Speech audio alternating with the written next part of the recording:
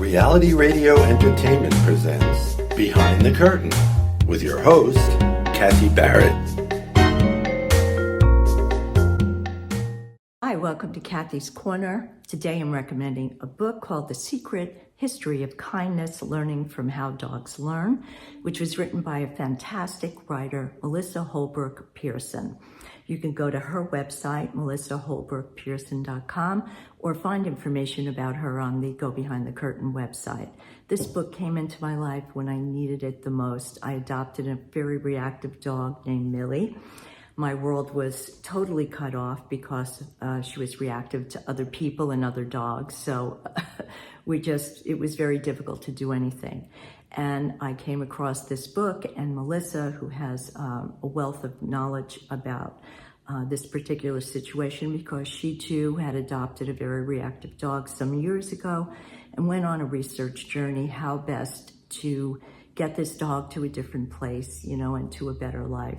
So I highly recommend this book, especially to all of you out there who may have adopted a dog that has, emotional problems, because this really opened up my world to see how love, kindness, and a lot of patience will help you get your dog to a different place. So once again, it's Melissa Holbrook Pearson, The Secret History of Kindness, Learning from How Dogs Learn. Welcome to Behind the Curtain. We are a show that profiles ordinary people who choose to be extraordinary. I'm your host, Kathy Barrett. Thank you for tuning in. And it's Ladies' Night on Behind the Curtain. I am so excited. I will be showcasing some extraordinary women who own their own businesses. Tonight, my special guest is very close to my heart. I love this lady. She's sensational. Her name is Sissy Quick, and she is the owner of Paint Perfection, and Paint Perfection is based in Ulster County, New York. So Sissy, thank you for coming to Behind the Curtain and being on the show. We're so grateful that you're here this evening. Thank you for having me. So did you grow up in Ulster County, or remind me? I have. I've lived here pretty much all my life. I was born in Albany, and raised in Ulster County. So I've been here for 55 years. Wow. And when did you begin Paint Perfection? What year did you start? Oh, I started Paint Perfection in 2021. I've always painted my entire life. Recently, more so with the wallpaper over the past 12 to 15 years. Yeah. So when you say you've always painted, you painted your own home? Is that? Yeah. Well, I got married very young, so we were in and out of apartments, and I've always gone into the apartment and threw on a fresh coat of paint. Yeah, that's how it started. And that's how it started. So I've been in and out of friends' homes, helping them with paint projects in their homes. So yeah, I've painted my entire life. And then how did you get into doing wallpaper? Because it's very complicated doing that wallpaper, more complicated than I understood it to be before I got involved in having you come and do mine. Yeah, well, I met a woman who did wallpapering, and she did some interior painting, and I would go along with her on the jobs and just kind of sit back and help her and pass her things when she needed. And it was just always interesting to me. And along the lines with painting, it just always amazes me, even to this day, to walk into somebody's home and change the colors or throw up a wall of wallpaper. And the transformation is just, I don't know, it's just always amazing to me what you can do with a little bit of paint. That's true. And wallpaper. So how did you, what am I thinking? When did you started in 21? What led you to start your own business? Because I know you worked in, for several companies before that. So talk a little bit, let's go back first of all. Talk a little bit about what it was. Did your marriage break up, or?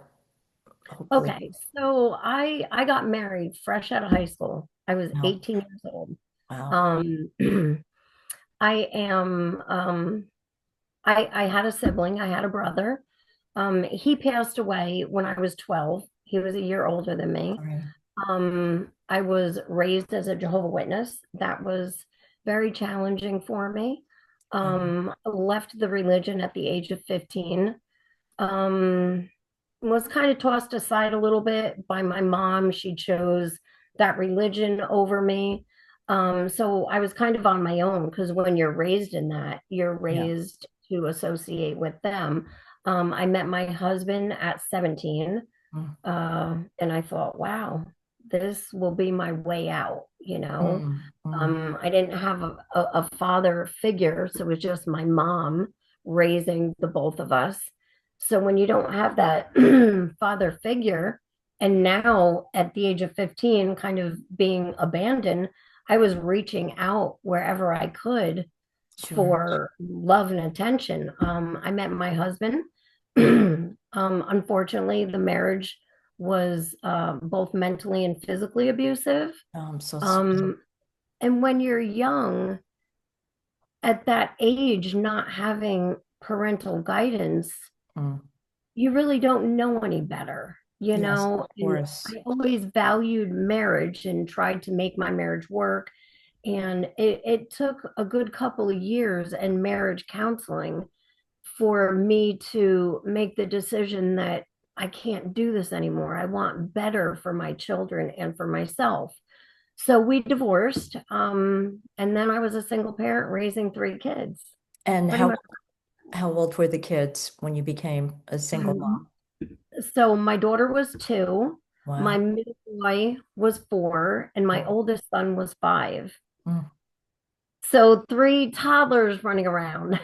My mom had left to go to Florida, so I had no family. It was pretty much me doing it. and Um, so how did you go to work with no family support to watch the kids, right? Because your mom's in Florida. How did that work? Because I know so many women are struggling with with the same story right now. yeah. As a mom, it's just kind of, I guess it's instinct. You got the instinct to survive, so you do whatever it takes. Soon as my divorce went through, I got my license at the age of 22 Mm, because I was not allowed to drive. So I wow. got my license. I met a lawyer who hired me and taught me a little bit about legal work. I was filing divorces and helping out with bankruptcies, and I was doing cleaning jobs on the side. At night, my sister-in-law would take my three children, and I would go and open a bar, and I would bartend, and I would clean up and close the bar, Wow. pick my children up at her house at 5 o'clock in the morning, and bring them home, get them started for a day of school, get them off to school, sleep for a couple hours, go to work with the attorney, do house cleaning jobs in between, and back to the bar again. That went on for a couple of years. I was in and out of the bakery field, so I got into the food industry because I've always cake decorated. Mm, Everyone that knows me remembers me from elementary school and high school making cupcakes. I made my own sweet 16th birthday cake. wow. I think I made and sold my first wedding cake at the age of 16. Um, Wow. So you've so always been creative. You've always yeah, had a creative yeah, spirit going, entrepreneurial spirit as yeah. well. But what do you think that thing is? I mean, because not everybody could survive what you did, with no parental guidance, and then to go through the divorce, and then to have to work as hard as you were working with all those jobs to support these three kids. What was it that kept you going, that kept you inspired on a daily basis while you were going through those tough times? Okay. I would have to say, honestly, my children. Ever Mm-hmm. since I was a little girl, I was the one in school who would raise my hand when they said, "What do you want to be when you grow up?" And I was like, "I want to be a mom. I want to Wow. be married, and I want to Oh, have lots of children." And I think my children kept me going. I wanted more for them Than what you. than what I had growing up. And I always said that no matter what I do, I will always provide for them and give them a clean, good environment to live in. That's where the painting came in, because living in apartments and not having money, you lived where you could afford to live. So just by painting and cleaning things up and making it nice, I've always provided a good, beautiful home for my children. So they've inspired me. And what I have today, I had growing up, but today it's different for me. I have a faith and a belief. I love the Lord. I love Jesus. And I think I know he was always there for me. He knew my heart from the beginning and he took care of me. And I really feel like he got me here today because if it weren't for him, I don't even think I would be here. So by the grace of God and my children, I just always have that desire to work and do better and do more and help people. And how can I help people? I want to just love everyone. And I don't know, I feel like that's what's gotten me very far in my business is loving people and building relationships. Yes, And well, I can see that. I mean, just knowing you for the short time that I do, I mean, the first day on the job, I have to tell the audience that Sissy shows up with a cake. I mean, she's bringing us cake, right? And I'm like, oh my God, what a sweet, beautiful thing, really, to do. And it's just your whole way of being so easy to work with and to communicate with. And you have a lovely personality, a warm personality. And I can see where that, will carry you very, very far in life and with your business. So I wanted to ask you, what was the turning point for you? You've worked in a lot of different areas, and I can see by your work ethic that you probably were the first person in and the last person to leave. And right, I understand that, and probably never were you you nailed it. compensated for what you deserve to be compensated for, or appreciated, probably not as much as you should have been appreciated. Was there a turning point where you said to yourself, I can't do this anymore? Because you're kind of stuck in a way. Most single mothers are like, well, I can't just leave my job. I can't quit my job. I have to support my family. It's just me. This is not a two-person household, right? So what was that instigating event that pushed you to create your own business? And then we'll talk about the steps that you took to make it happen. Okay.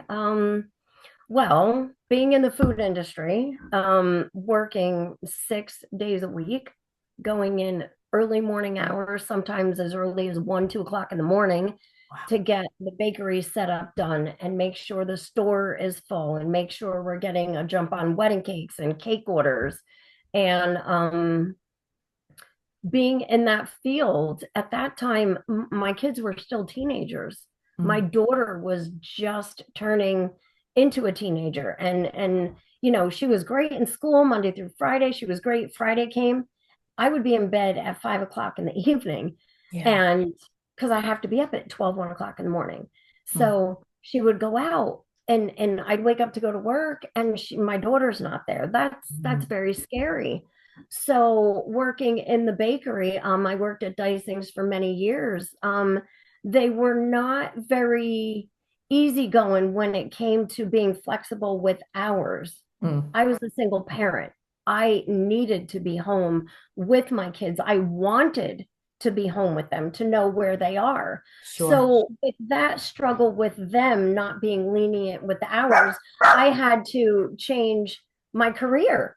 So one day at a picnic, a girlfriend of mine said, hey, my dental office is hiring at the front desk. Come on in, we'll do an interview. I'm sure you'll get the job. So I did. I got hired. I worked at Tischler Dental. That was the start of my career. Yes, I worked there for a couple years. And then I was in and out of a few dental offices, still staying in the bakery industry. went back to Dysing's, stayed there part-time. Sometimes I would go in at night and pipe flowers or get them ready for the weekend and Uh-huh. then do a few hours here and there on the weekend. After a while, it got draining. It just Yeah. kind of sucked the life out of me. Yeah. And then in and out of dental offices and bakeries, I think the last straw was the last dental office I worked at. It was tough because, like you said, I was the first one in the morning. I always feel like to go above and beyond and get my day started is a good feeling for me. That's Hmm. my work ethic. Right. That's what I choose to do. Hmm. But constantly being beat down and and sometimes even working with men is hard for women. Yes. We have to stay strong. We have to build each other up. And there wasn't a lot of that in Hmm. either workplace Yeah. that I worked in.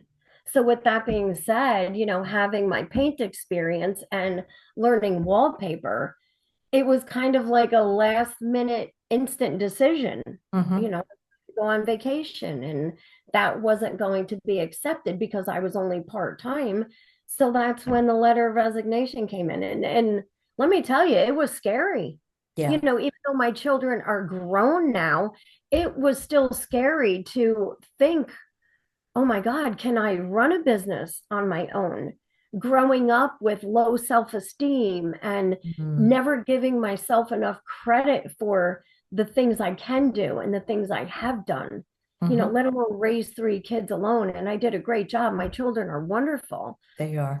I've met one of them, so I can attest to that. Yes. Yeah. So as scary as it may seem, the only thing I can say to you women out there is you got to take the chance. Mm, Don't think about failing because even if it doesn't work out, it's not failing, it's a learning experience. that's correct.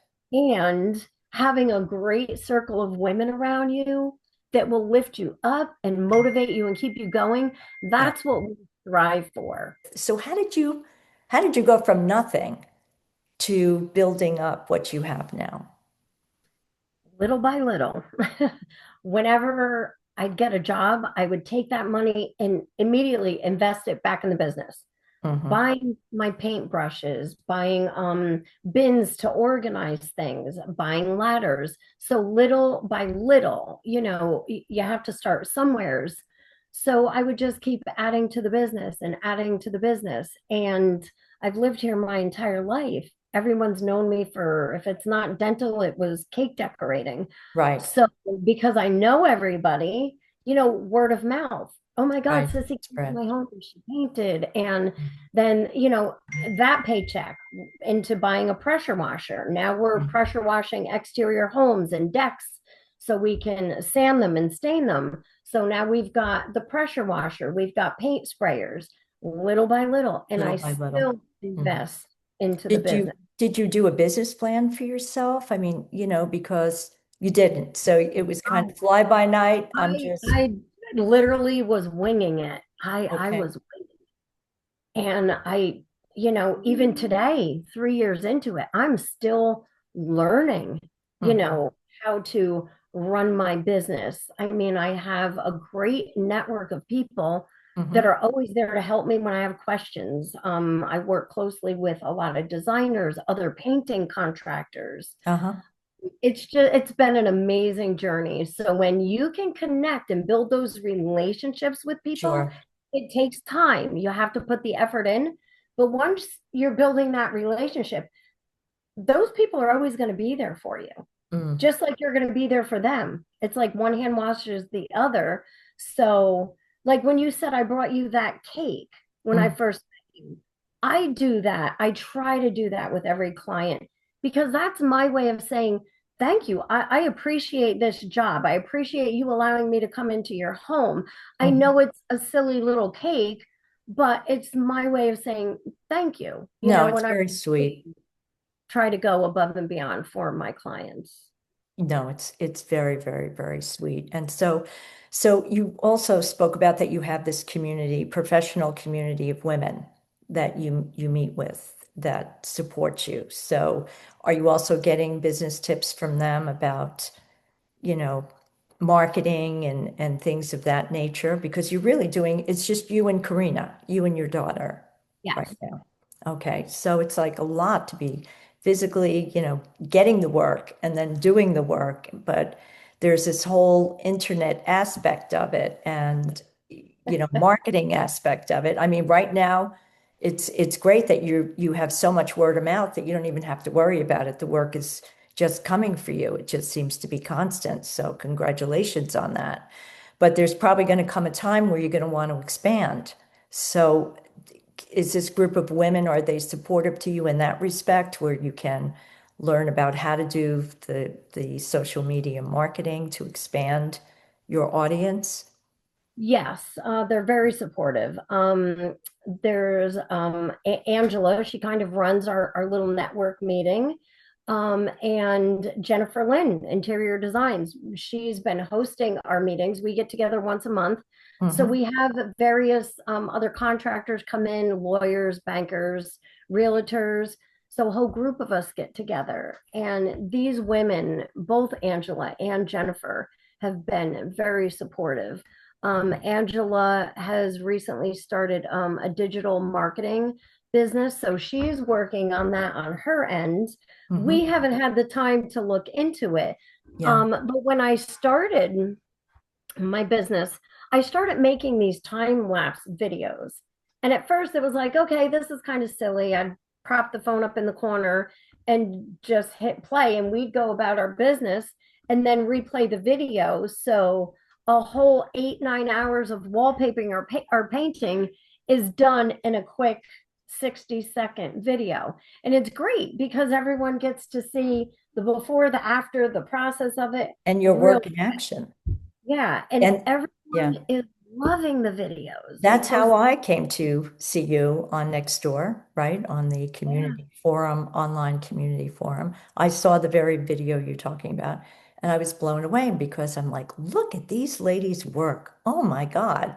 It was just fantastic. I said, I have to hire them. So I'm sure it is one of the most impressive marketing tools that I've seen that you created. It really, really has an impact when you see it. And we'll It play, has. It has. I mean, I've never had to really pay for advertising. I mean, the right? little videos, pictures, and word of mouth speaks for itself. Yes, it So does. building the So relationship. we're going to play those for the folks a little later on. So where do you see yourself in 5 years? Oh, wow. In 5 years, I know you touched on expanding. I am getting older. I am really, No, no.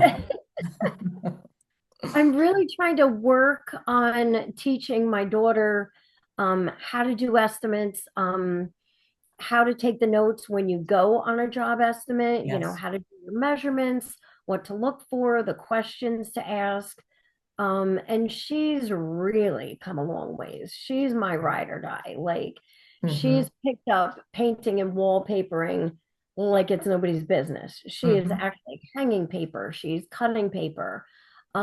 She has gone on interior paint jobs alone, you know, if I can't make it or I have an appointment or I'm out sick, she can go and do the whole day on her own. And I trust her. She's great. Wow.